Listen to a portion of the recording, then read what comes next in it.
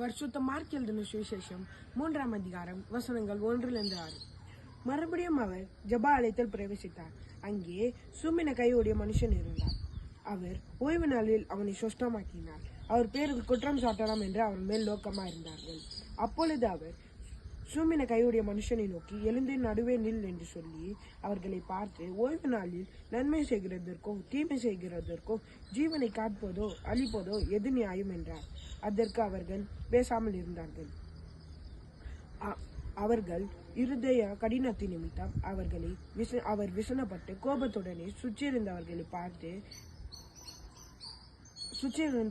பார்த்து எழுந்து அந்த மனுஷனை நோக்கி, உன் கையை நீட்டு என்றார்.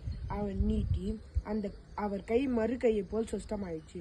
உடனே பரிசேயன் புறப்பட்டு போய் அவருக்கு விரோதமாக அவரை கொலை செய்யும்படி ஏரோதையோரோடு ஆலோசனை பண்ணினார்கள். வாசிக்க வேண்டிய சுவிசேஷ வேதமானம் வாசித்தாயிற்று.